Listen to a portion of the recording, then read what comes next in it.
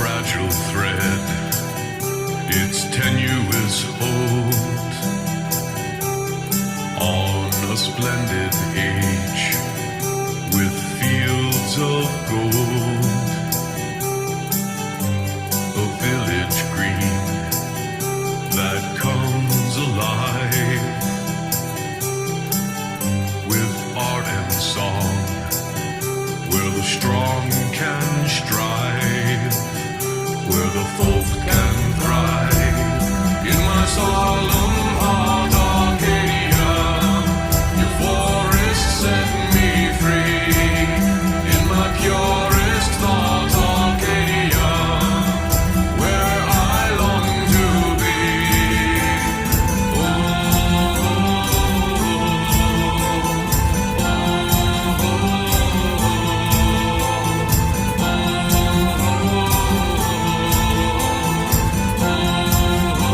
The harvest time, the baker's stone, the bread of life, my heart is home. Even though my body's tied here in mortal flesh, transcendent sky is where my soul resides. In my solemn heart, Arcadia, your forest set me free.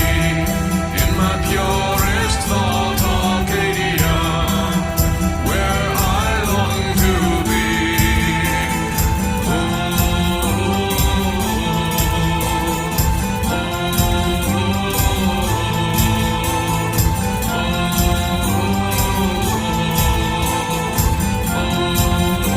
The children sing those songs of old,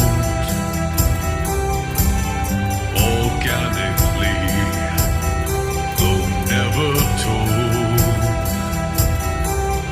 Ardent memory, the circuits fire through the clouded veil, through fault and mire, what our hearts desire. In my solemn heart, Arcadia, your forest set me free. In my purest thought, Arcadia, where I long to be.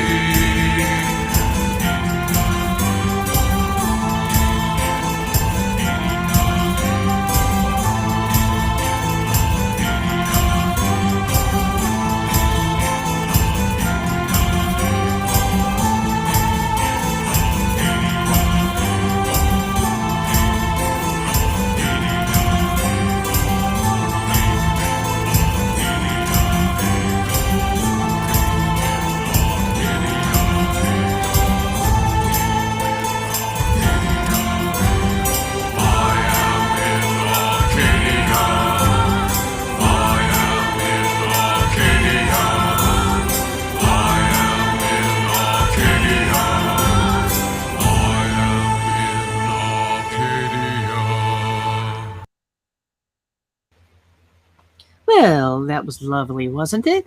That was Uber Folk music featuring Hyriath music. Hyriath is lovely.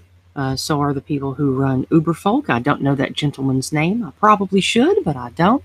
I put the link to that lovely song in the description for you to go check out. You can find the links to the necessary people there. I've invited Hyriath actually to be on this stream before. Hopefully she will one day.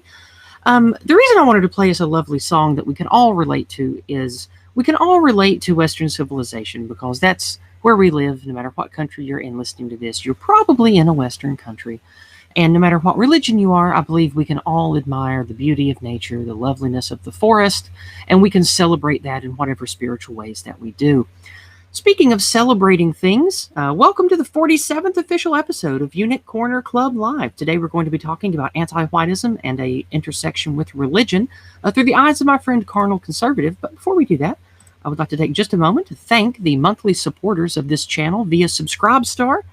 I definitely appreciate you lovely people who support me monthly and definitely help me know that what I do has value and help support me and take the time that it is required to do all the networking and back-end stuff to run the streams I do.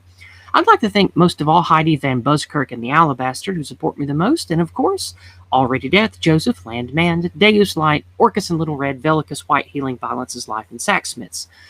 You can follow the link on the screen as well as in the description and all of the links that I put in the chat already to financially support the show today as well as monthly over on Subscribestar. I can take hyper chats on Odysee now. You can directly give me $1 dues with a paid chat on Odysee.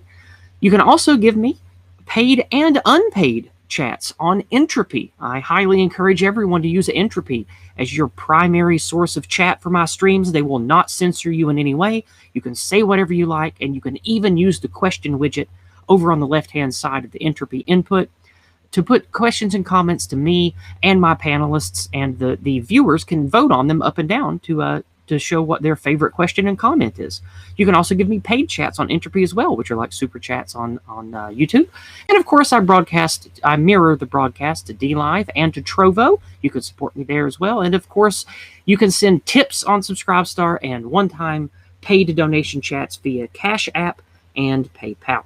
So, with all of the big shilling out of the way, we're going to go ahead and turn that off. And we're going to bring on my friend, Carnal Conservative. Carnal, thank you for being here today. Hopefully you're doing the best that you can in these trying times. Well, in trying times they are, and that was a perfect and lovely introduction, because what we're actually talking about today is the ethos of Western civilization and how even the Book of Mormon and its lore, you can call it, repudiates the anti-white narratives that we are hearing today. That's and wonderful. And I'd like to briefly go over that topic if y'all wouldn't mind. I would love that. Because it is fascinating reading the Book of Mormon and watching today's events unfold and how freakishly relevant they are. It is freakishly relevant. In fact, I was on a stream with the Carnalites, and this was during Snowmageddon in Texas. And I said during this stream, like what we had, and this was somewhere around the same time of Snowmageddon, the election being rigged, and this was right after the release of that Time that Time magazine article where they come about out the and fortification, about the fortification, about the secret cabal who secretly changed all the rules and rigged the election so that it would save democracy.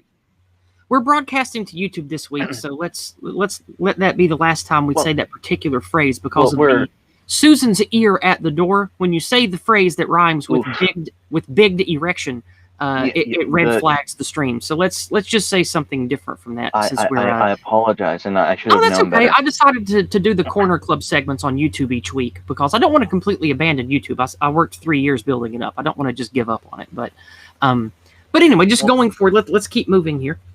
Well, speaking of big direction, it brought to my mind. I'm like, I've seen this before, and it gave a sense that it speaks of in the Book of Mormon called awakening to your awful situation, and from that point of that awakening to your awful situation in the Book of Mormon, there is a distinct timeline, and I was very disturbed. I'm like, if this timeline is correct to what we're experiencing now, to what we might experience in the future, using the Book of Mormon as a guide,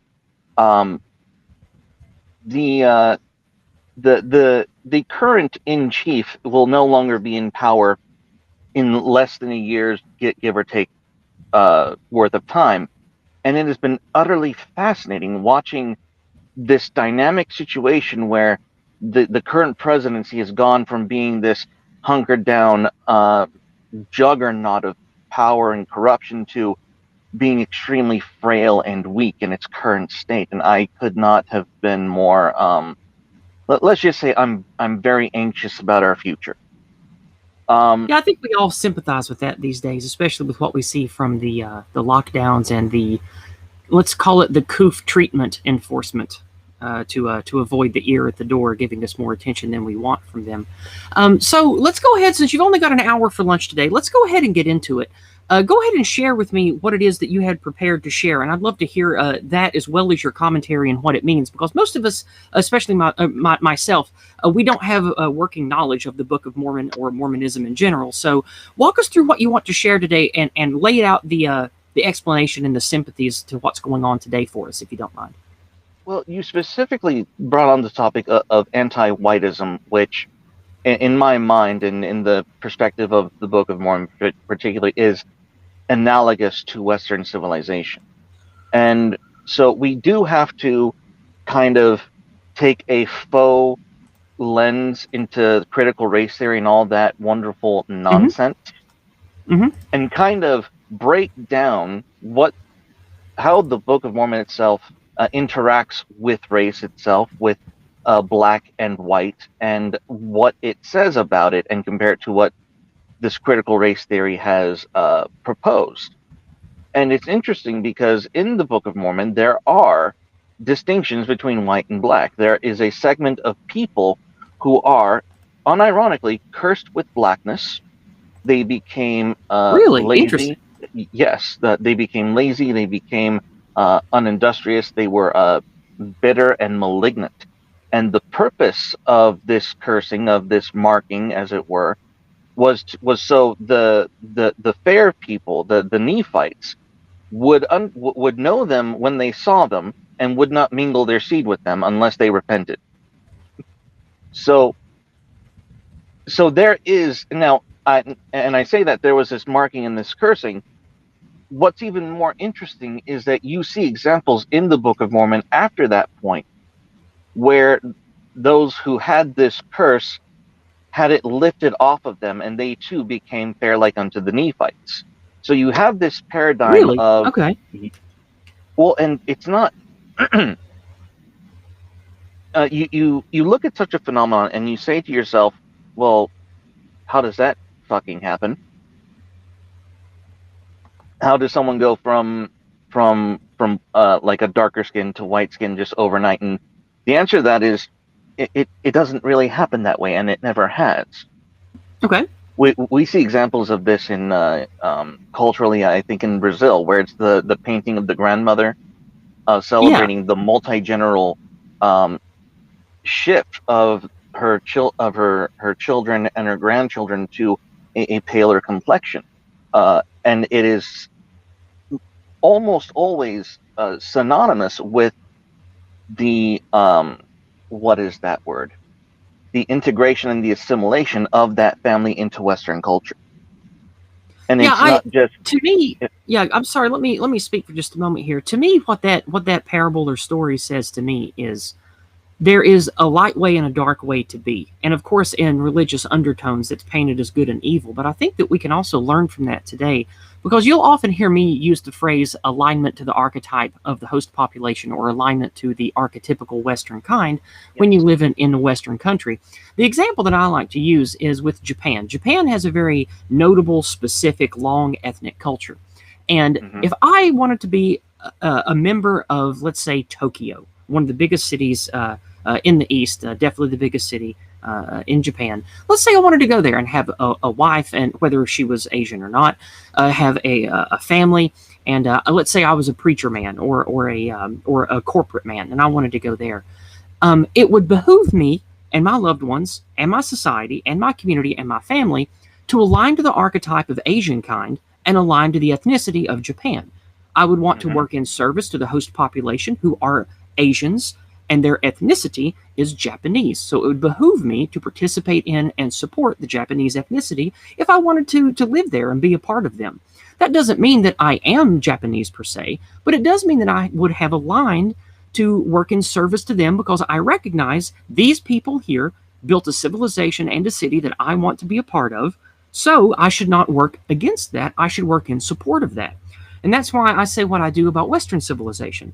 That doesn't mean that anybody who's brown or Asian has to get out necessarily. It just means that those who care about this country and care about living the way that we do with our science and education and integration and the way that we have built the modern world, basically, it is counter to you if you are not a white person, if you're not a Western person and you come here, it's counter to you to hate Western kind. It's counter to your success to hate white people, because we are the ones from which this came, and currently we're the ones which uphold this entire thing called Western civilization. So do you think that that is a message of that religious allegory of don't act in a lower way, act in a higher way, and by doing that you can shed the stink of evil from you by acting more pristine, more Promethean? Oh, absolutely. And it goes further than that in the Book of Mormon itself.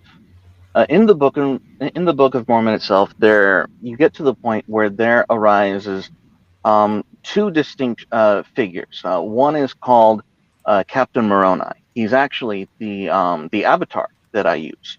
That okay. man That's Captain holding. Moroni. He is called Captain Moroni. He was the chief captain of all of the Nephite armies in the city of Zarahemla. That sounds epic. And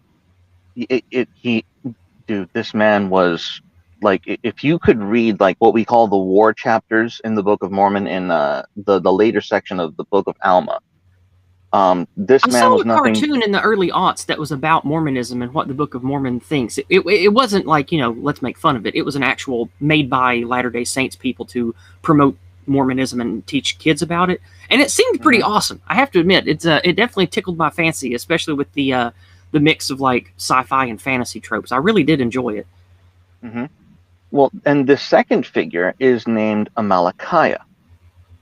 Now, what happened between Captain Moroni and Amalekiah is unironically the system and pattern through which anti-white narratives are created and driven.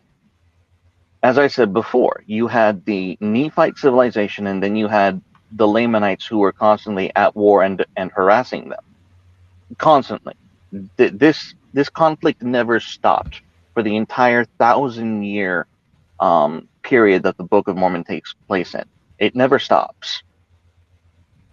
So the story goes that Amalekiah was like a noble in Nephite society, and he wanted to become the king.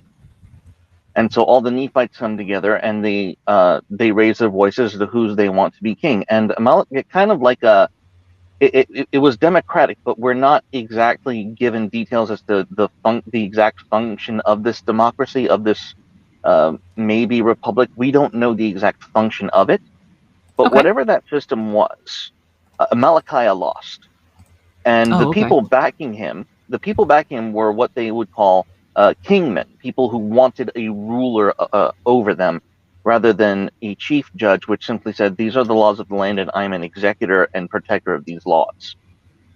Okay.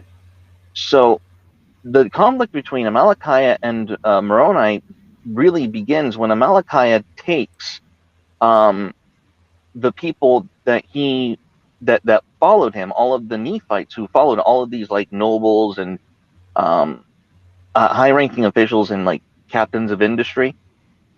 He took his followers and went off into the land of the Lamanites, the people with this dark cursed skin, the people who they weren't allowed to mingle with.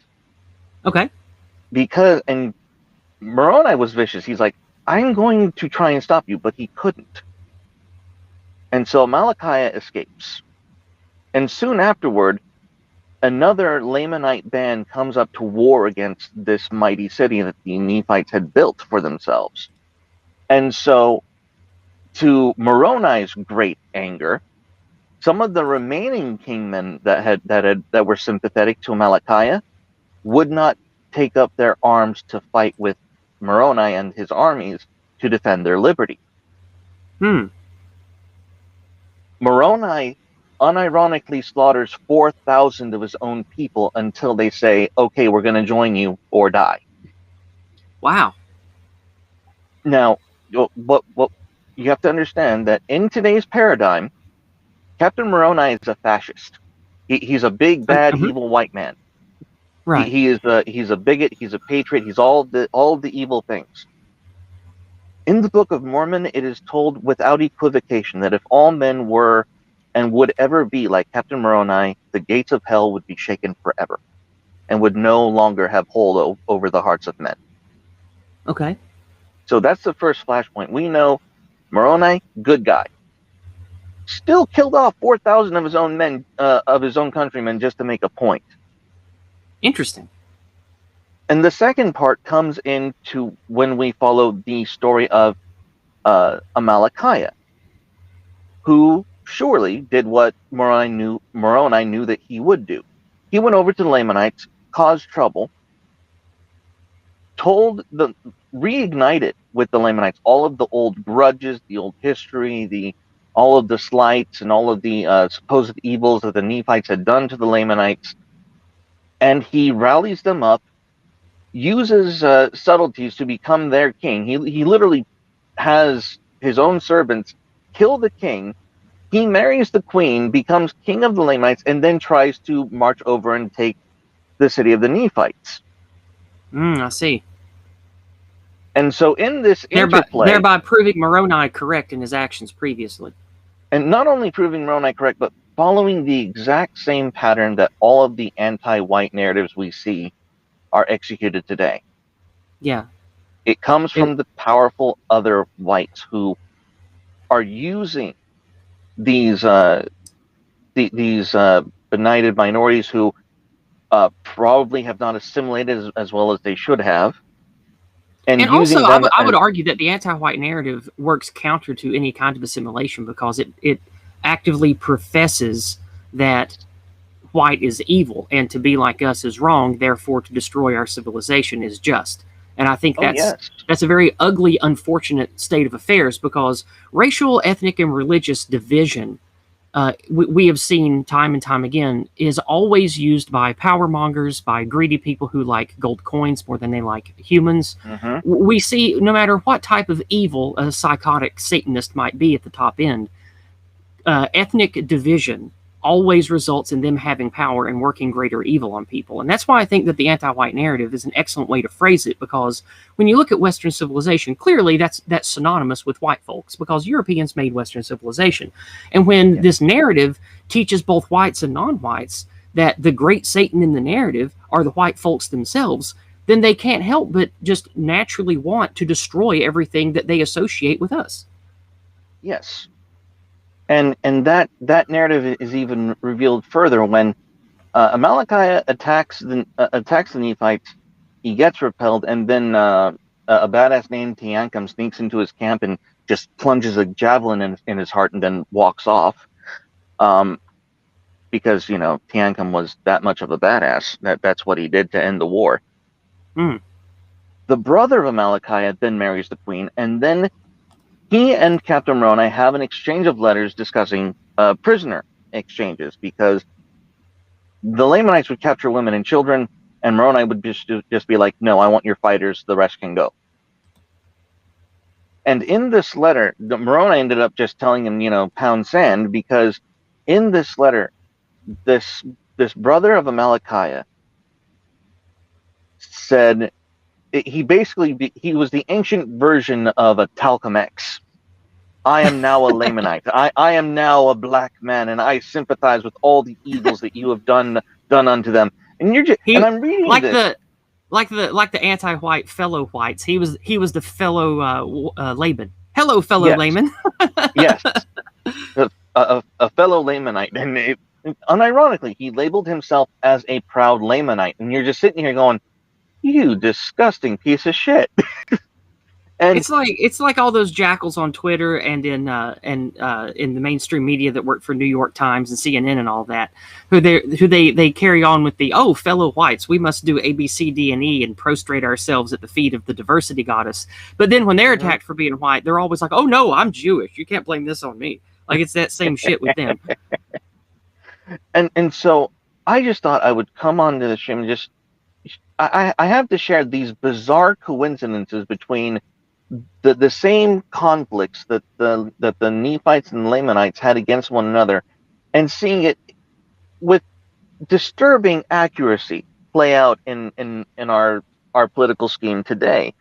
And I'm just sitting going, my gosh, this people need to know this shit. It's definitely an almost exact parallel with how we've seen things fall and be warped in the last couple hundred years with our history and our leaders. And it's Jason Kuhnum, who you know, the No White Guilt guy, he doesn't even like using the word elite for these people anymore because they're not elite anything. They're just ruling class evil oligarchs. And so I've started just calling them evil words. So I say things like the demonic or the satanic oligarchs who lead us, or the psychotic Satanists in control, because I think that we should start labeling these people by words of our choosing. We should call them the devils they are. We should call them out, call out the anti-whiteism, call them despots, call them oligarchs, because they're certainly not elite, and they certainly don't represent what the people are and what we want. Well, and I know that you know the name Yuri Bezmenov, correct? Okay. Before Yuri Bezmenov, there was the first real push to out all of this evil and conspiracy came from the Latter-day Saints. It came from the Mormons, and not many people know that. Interesting. It's why Glenn Beck is the kook that he is, or that people assume that he's a kook. Oh, okay. The first people to actually to really try and wake people up were people like Ezra Taft Benson, who did a phenomenal talk about the assassination on Kennedy and how the media tried to make it look like this right-wing attack when it was in fact a communist. And there's a man named W. Cleon Skousen who traces it back even further and gives us the date of I think it was 1913, about when all of these and about how, and he takes it all the way to the point to where oh my gosh, when was it? When we were dealing with China after the oh my gosh, when was it? During the was it Vietnam? It might have been Vietnam, or it might have been Korea. Well, I don't recall China being involved in Vietnam. I do recall it being directly involved in the Korean War in the 50s. Yes, and that he was talking about the Korean War, in which there was a certain man that the United States had the option of backing and giving supplies to, and they didn't. And because they didn't, China almost intentionally became a communist stronghold because of this failing. And it was done by the same individuals who gave who sold to the Russians the Manhattan Project. And that's how Russia got the bomb. And so the work and the revelations and the documentation of the Latter-day Saints in exposing what we call secret combinations, and this is another part of the anti-white cathedral, is what we can call it, as Academic Agent calls it. The anti-white cathedral is a combination. It's more aptly a synagogue, but continue. Yes. Well, you're right. I would just make everybody laugh. We can move on. Go ahead. Yeah, you're not wrong. Here we go. And so, looking up those two men and discovering what they had already known, because Yuri said nothing that wasn't already being spoken of by Spencer W. Kimball or Ezra Taft Benson or all of these other apostles of the Mormon Church, who had long since, who had already, who was it that they served under? I know that one of them served under President Taft, and it was interesting, the situation with Taft, because he was taking nobody's nonsense. He knew what needed to be. He was kind of like Trump. He tried to have a successful campaign, but the elites in power would constantly get in his way. And so let's go back to the previous topic in the Book of Mormon, and when the reason why we're aware of these things is because we are told in Scripture that these are the forces and the techniques and the strategies of evil itself. Like this is the common and enduring tactic of evil, and to be constantly vigilant in rooting these things out when and wherever we find them. And the situation we're in today is only occurs when we, the populace, have essentially allowed it to fester and grow. And Well, I definitely agree with that, because you know how I talk about people needing to use their voices and use nonviolent action while that's even an option. Like, we have to realize what tyranny looms ahead of us and what these evil people in charge really want, which is the complete removal of our ability to even celebrate faith, let alone have freedom to trade and exchange goods and services together. So I definitely sympathize with that. We're going to take a short break here. We only have Carnal for an hour, so I'd like to do some community engagement. We're going to check PayPal, Subscribestar, and all that. I'm going to go ahead and refresh everything here. And go ahead and get your questions and comments in now. We only have about another half hour with Carnal. And I'll be sharing the links again. You can find the links in the description of the video. So if you would like to put any questions or comments to me and Carnal, I almost called you Carl. oh no! You can do so. You can do so on Entropy. I'm putting the link in right now, and you can also send questions, comments, etc. via CashApp and PayPal, and I'll be putting those back in the chat as well. And go ahead and get those in now, because like I said, we've only got 30 minutes left and we need to move. And before I move to check what I just refreshed, I want to remind everybody that earlier in the year, I told you guys I wanted to have a sort of a Yizraelite Patriot meetup this fall. And I've organized that with some people of the pleb community, which are those who follow Don the Pleb and Sniper's Nest. And we've decided on either the second or third weekend in October, probably the second weekend. And if you are interested in an in-person meetup to stay in the woods for a couple days at a most beautiful campground in Cherokee National Park, you can let me know that. It will be in eastern Tennessee, near the border of North Carolina and Tennessee. And we're going to meet up spend a couple days together, go to the shooting range, shoot some guns, and just have some good old American time together and build some in-person connectivity with one another. So if you are interested in that, reach out to me via the private channels or social media that you have to get in touch with me, and let me know that you would like to come. Right now we have 6 people interested, and we're capping it at 12. So definitely get in touch with me in the next week or two. Let me know if that's something that you are going to devote to, and we will move on from there. So with that being said, nothing new on Cash App, nothing new on PayPal. I do want to thank the 2 of you that made very generous donations to me on PayPal recently when I was offline. That's Eric for $75 US. Thank you very much, Eric. And $30 US from Bo. Thank you very much. Bo just says onward, and Eric says discovered you through the American Zarathustra podcast. And I've shielded that the last couple of weeks, and I even uploaded it to my channel. It was such a good chat. It's called Yizz the Uniter. I definitely recommend you guys check that out.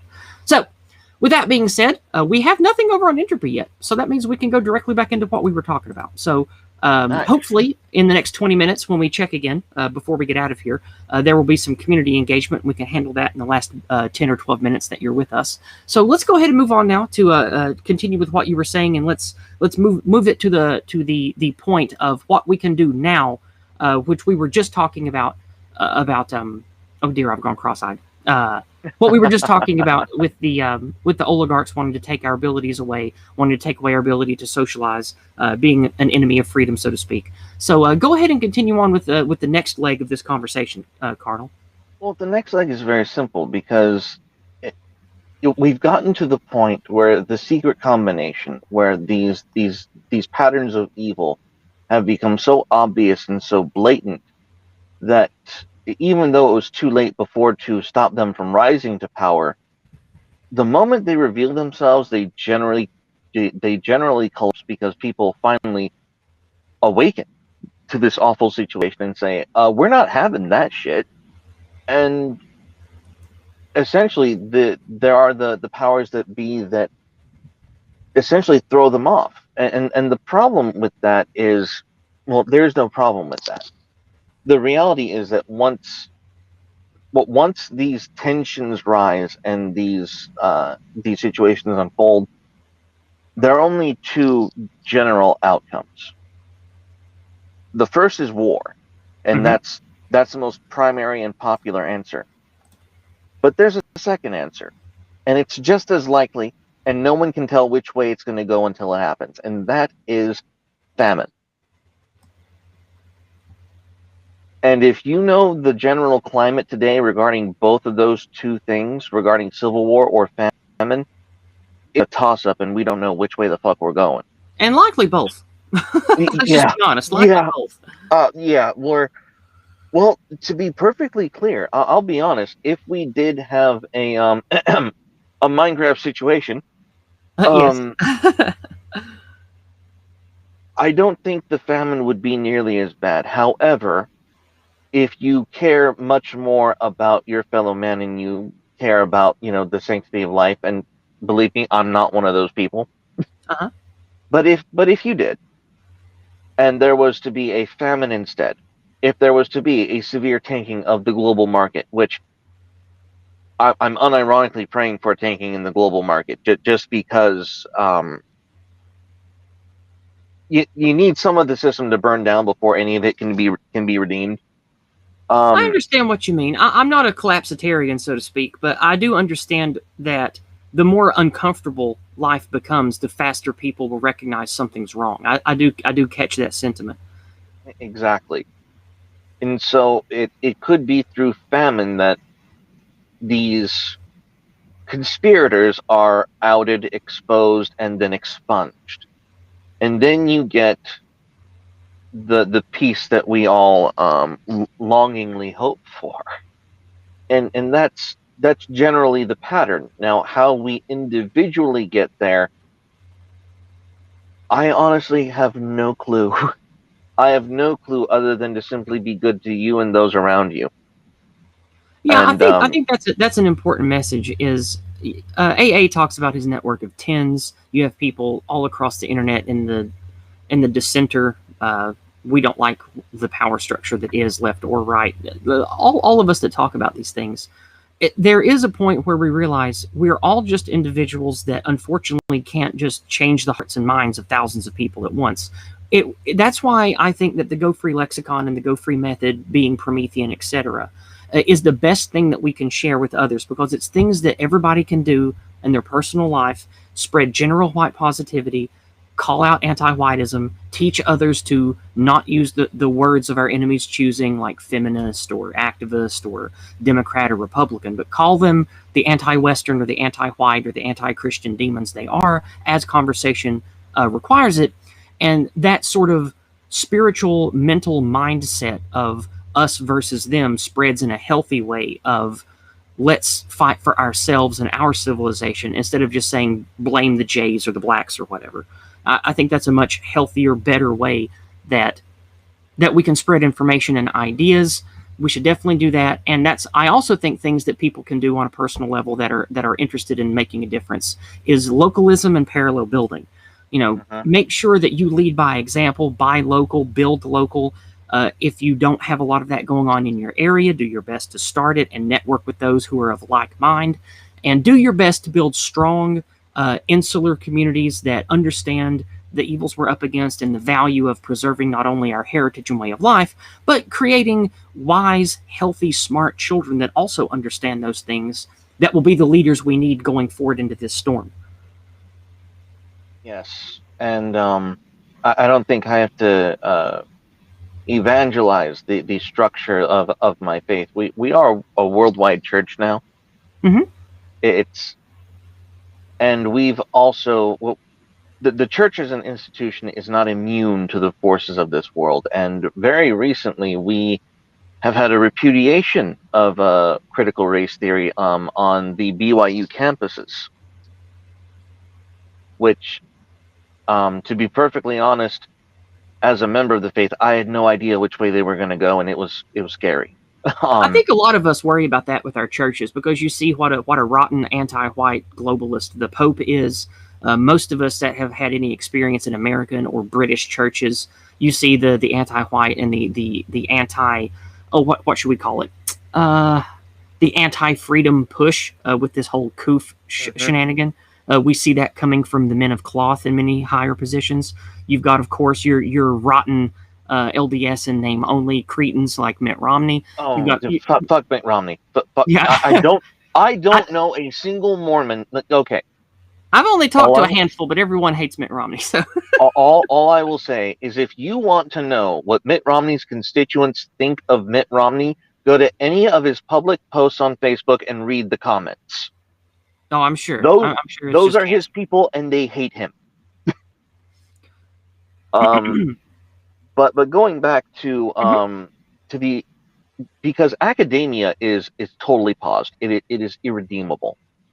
Yeah. And just the other day, the apostle who heads the education department and who brings that report to then the prophet and the first presidency, came back to BYU and said, you've had this wonderful report done called the Race, Diversity, and Belonging Committee, and that gave us recommendations. And what you're going to get is something called the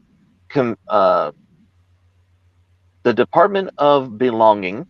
They took out race, they took out diversity, and they said, and we expect you to be as the builders of the temple in Nauvoo, where they had a trowel in one hand and a musket in the other. Keep your rifle by your side. And if you fire at us, it better not be back at us like you have been thus far, because the first presidency is the one who dictates your budget, your pension, and he clearly didn't say it this way. Mm-hmm. But he made it clear that under no uncertain terms is BYU going to look like every other campus in the United States or in the world. And the point, and it was an important point that he had to bring up, because there are professors at BYU who do not support the church doctrine. Now, in a place like a university, that's somewhat expected. But when parents have to write to the first presidency about their child losing their faith from that church's specific university at such a rate that it's become disturbing, they're going to take note, and they have taken note, and the multi-alphabet people have made. I call them the alphabet mafia, because that's how they act. Yes, the alphabet mafia has tried to make to try and gain a foothold, and the answer was essentially no, but we will take this recommendation, that recommendation. As far as identity is concerned, you're a child of God. Everyone's covered, and well, that's better than just bowing down to the pause, for sure. Oh no, and I love what they did. They said, this is the Department of Belonging. Do you understand the difference between inclusion and belonging? Mm-hmm. Yep. Belonging is, you have to decide whether or not you belong here. We are not obligated to include you. Right. I think that's an important message, and it's one that we all need to have in our communities. Because remember, I hate to sound so mercenary about this, but when you boil things down to primal human need and human interaction, something readily available to all and freely given has no value. Like, think about it. Unless you're actually dying underwater, air has no value.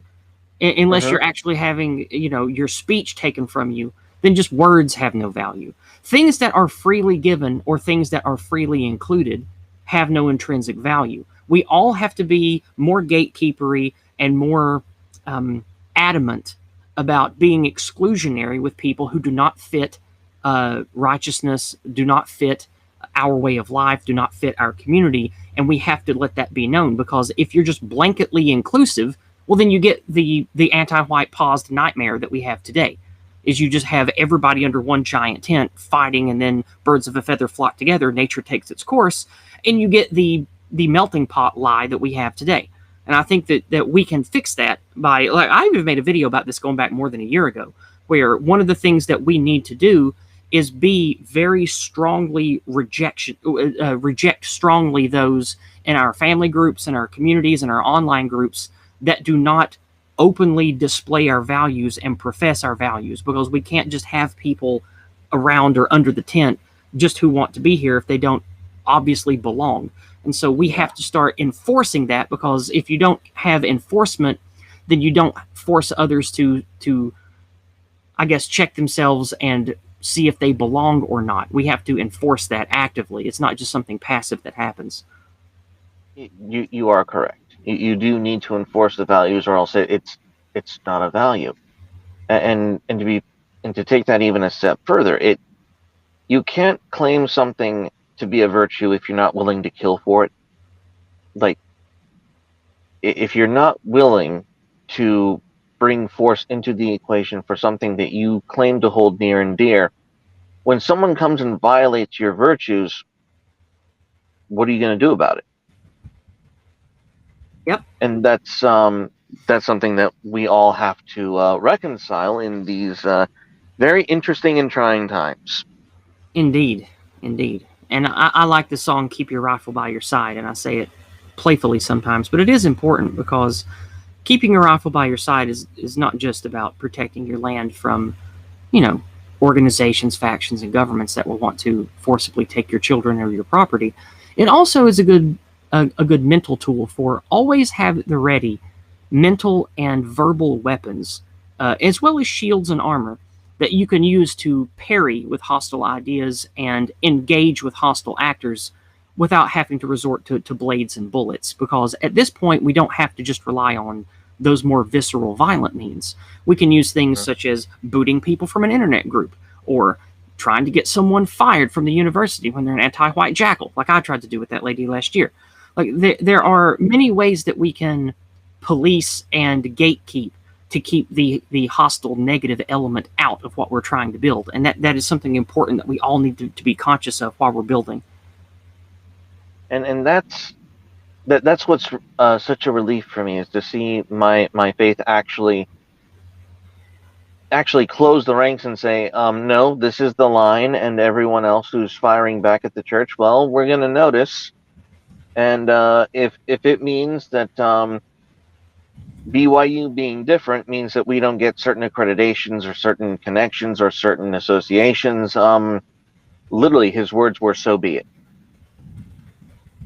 And he doubled down on that, and I was very impressed and very, very proud of my apostle that day. I can see why. So, since we're in the home stretch now, we're in the last 15 or 20 minutes.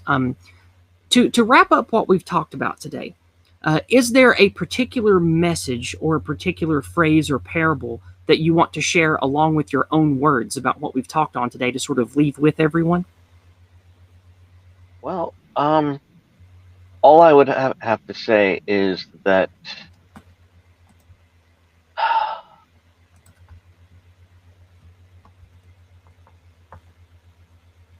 actually it's very hard to kind of bring it all together, to be perfectly honest. But the primary message is to, even if it still looks like chaos, stay awake and stay vigilant, is the message here. And be the kind of person who's willing to... I can't say that on YouTube. No. Okay. I can't say that on YouTube. So, let's just... Well, the message that I took from today is, it's important to realize that the tropes of evil men who will utilize different ideological camps or racial camps or ethnic camps against you has notable religious relevance, as told in the stories of the Book of Mormon that you shared with Moroni, or however you say it, and Moroni. Okay, and We've also talked today about how it's important to not only gatekeep your community, but encourage those in your area, where maybe you live somewhere in Britain, maybe you live in Canada, maybe you live in France or Australia. But it's important to socially enforce that those around you conform to the archetype of the host population of the ethnicity where you live, because not only is that critical to maintaining any kind of social cohesion and stability, but it's also important for keeping out the hostile agents, because someone who truly hates your way of life or wants to subvert you, it's going to be very uncomfortable for them if they are socially enforced to live like you and speak in service to your gods and the men who lead you. So we should all walk that way. We should always speak out against anti-Whitism, speak out against those who hate your people, who hate your religions and your customs and your traditions. Speak out against that and let everyone know that that's not acceptable, especially if you live in a rural area like me and you're doing your best to keep your area as Promethean, as pristine as possible. We all need to do that and be good gatekeepers. Well, on that note, let me share an example from my from our Sunday school meeting, if you would permit me. Please. By all means, please. There was a gentleman who was assigned to give the lesson. Now, for those of you who are not aware, Mormons do not have a professional clergy. The membership teach one another from the pulpit and in classes. So this individual got up and began teaching his assigned lesson, and now mind you, we do live in a semi-rural college town up here in Texas. Okay. And he works at the college. He is an educator there, and he began to lightly touch on what you could call intersectional doctrine. In the way where he said, now he essentially alluded to the idea that, there are some members of our faith who seem to have it easier than others. They're not marginalized. They don't have they just, the gospel is a breeze to them. And I could see where this was going. And not only did I not like it, I knew he was wrong. And so very quickly, I personally had to raise my hand and go, just no. Yeah. Good. How did that go? What was the experience like? How did that go? It was warmly received by one brother who had previously served as the bishop, so I knew I was on the right track. Good. I just looked at him and said, I cannot agree with your premise, and trust me, being a Latter-day Saint is not easy. We have no friends. We are not popular in any way, shape, sense, or form. And so, if you're a member of my faith, of my church, you're going to have a hard time with it, whether in public or in private. There is no such thing as the smooth sailing Latter-day Saint. It doesn't exist. I don't care how rich you are. I don't care how much of your family is in it. When you go out into the world, you are alone. You are essentially alien to the rest of the world. And so and to be perfectly honest, I just look like there's not a single member in this room who considers their relationship with Christ in this faith as easy. Knock it off. Yeah. And another thing that since we're getting into the end of the show here, let's go ahead and segue. You like that segue, guys? Smash that like button. Be sure to subscribe and click the bell. We're gonna segue into the community engagement because Violence is Life, a regular on the show. She's the one that came on and talked to us about paganism and Asatru. She says that I love her. Yeah, me too. She's great. She says that reminder that we're not obligated to include outsiders. Freedom of association means being free from being forced to associate with others. And that it seems that this idea has been taken for granted, was taken for granted in the olden days, and currently is being taken from us and weaponized against us. And I definitely agree with that, because absolutely, when the anti-whites talk, it's always, of course, hypocritical and a rule for thee and not for me. They talk about inclusion. They talk about diversity. They talk about quotas. They talk about, marginalized people and all of this. But the thing that they are overstepping is they always say that it's for freedom and progressivism and all these other lies, when really it's nothing but. It is the opposite of what they use. It's the opposite of inclusion. It's the opposite of progressive or freedom or whatever it is, because they're telling us you have to be exactly this way or no other way. You don't have the right to raise your children the way you want. You don't have the right to associate with who you want. You have to let us do that for you. And so I think that we have to start taking that thing for granted back into our own hands, and forcibly asserting our wills in our families, our communities, our churches, and actively talking about who belongs and who doesn't. Because let's be honest, at this point, we can tell. We know who the anti-white subversives are. We know who the people that want to see our religion rot are. We know who the sycophantic mouthpieces are in our churches, in our government, in our local schools. We can identify these people now. And it's up to us to show other parents, other clergy, other voters, who these people are, because they'll know the truth in their minds. All we have to do is give them the tools and show them that it's okay to openly, publicly talk about it. And so that's where I'm going to wrap up my sentiment on that particular tidbit. Anything you want to share on that? Well, no, just other than amen. It was very interesting because we had another lesson with this time the individual that I spoke of before was in the audience with myself, and we were the lesson was on the Good Samaritan. Mm-hmm. And we were talking about the need to, lend a helping hand to those in need, to those who need it, and sort of not being discriminatory. And yet, the same previous bishop who had supported my comments before, he's like, the first, like when, and he related the experience to when someone first walks in through our chapel doors. Now, if you've never done this with the Latter-day Saint congregation, you will notice very quickly that we know you don't belong there. Very quickly. And we're also thinking, wow, you're new and you don't belong here. And he was expressing his inner guilt about that phenomenon, and his friend right next to him stopped, looked at, okay, now tell me your second thought. What happened after that? and I just had to raise my hand again and go like, brethren,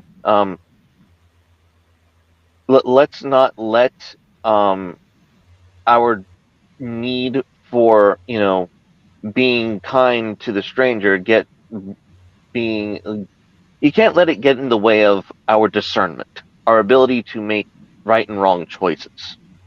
And also it's important that making others feel like they don't belong when they're new is important. It's part of the natural social hierarchy and part of the forced conformity that every group needs to have. Like if I just go to Tokyo and don't speak Japanese and don't know crap about the Japanese ethnicity, they should all look at me like I don't belong there, because I don't belong there. They should make me feel that way and socially encourage me to speak Japanese and act Japanese if I want to be part of the Japanese project over there, right? And, Mormons should be that way when people come into their congregation. Westerners should be that way when people come into our countries and our cities. We should all project that. And that's something that we've lost, and we've been beaten with the racist stick for so many generations. That's almost been beaten out of us, but we're taking it back. So we can start with churches, we can start with rural communities, and we can take back our damn countries and our land. And I'll be honest, Yizz, I love it, because you watch as those who join the faith, and you see those who actually get it. It hooks into them, and you see them assimilate. And then you see those who join and something gets in their way. Like there's a sticky stubbornness there. Yeah. And you can tell when they're going to be the ones who kind of, fall back into inactivity and so on and so forth. So the discrimination thing is, that's what it is.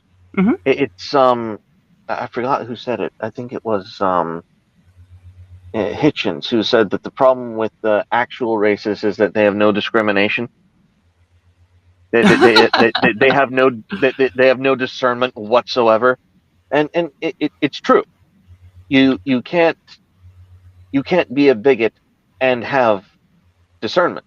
It's the opposite. I think, It is your discernment that informs you. This is whether something is good or bad, right and wrong. yeah, I spoke on this before ages ago. This was maybe 6 or 8 years ago. This was back when I was on the oust with the people in the Southwest, because one of the things I tried to explain to them was the ability to discern and have noticeable, obvious differences that make you want to act accordingly. That's a natural, healthy thing we should lean into. Trying to completely destroy the concept of people are different and things are different is a negative thing. And of course, I got called a bigot and a racist and a Nazi and all that other good stuff that the anti-whites call you. But I just think that it is important to notice that discerning the ability to stereotype came about in our minds for good reason, because birds of a feather flock together. That's a natural truism that nothing can refute. And stereotypes and discrimination came about as not only a survival mechanism, but a community policing mechanism. And those are not things that we should get rid of, because those who get rid of them are conquered and destroyed by those who haven't gotten rid of them. Exactly. So with that being said, we're going to move to the last bit of the show. Thank you again, Carnal, for being here today. I have shared Carnal's link in the description below, and it will be the pinned comment. But I'm going to go ahead and share his link right now. You can find Carnal Conservative on his YouTube channel. Go ahead and take a moment to show yourself and not just talk about your channel, because I'm going to put it in the chat here. But also just tell people where they can find you, what kind of work you do, and what you're up to when you're not on my channel. Well, you can find me on, actually, they just unpublished my Facebook page again. Surprise, surprise. Yeah, I know you've gotten censored pretty hard over there. Oh my gosh, it's terrible. You can find me on Twitter. You can find me on Gab. You can find me on Telegram. I have a Telegram channel as well. And I do have a Cash App as well as a Teespring store, where you can buy all of your Carnal merch, and I even have a Slaves Didn't Build This. Nice. With it's emblazoned on the American flag. So hell yeah. So as well as the Carnal merch, there's Proud Breeder and Western Baby Maker shirts there as well for our lovely ladies. Nice. So that's I normally do live streams on Friday nights at midnight. So Friday night, Saturday morning, the Carnal, we have a Carnal hour. We just did the last one was with Master Skids and discussing BDSM and trad life. Okay. Sounds both comical and appropriate. That's interesting. No, Now, the guy that I did the stream with is a regular of mine, and being it was a splash of cold water, let me tell you. The thing. Well, for sake of time, wrap it up. We have to get out of here to get you back to work on time. And I normally do social and cultural commentary. I'm also a role player. I'm making a game called The Shades of Dominion. You can just Google that, and the drive-through RPG link should come up. And cool. Yeah, and but people can find links to all of this from the primary link that I shared, right? Correct. And just a brief plug on Shades. It's a combination between Magic the Gathering, Dungeons and Dragons, with a splash of Vampire the Masquerade. Cool. Sounds fun. I'll definitely check that out one day. We haven't had any community engagement over on the question widget or on Entropy, but I do thank all of you who participated in community conversations in all of the live chats today. So wonderful to see many of my Going Free friends here today. Glad to see you guys here. I look forward to not having to work Sunday again one day, so I can actually be at the Go Free streams with you guys. A week from today, we will be having Nullus and Donald on with us, the American Zarathustra pair.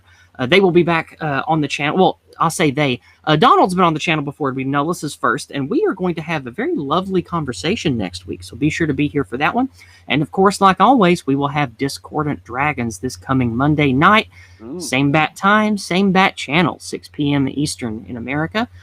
And as always, have a great week. Keep heart, speak the truth, and battle anti-whiteism however you can.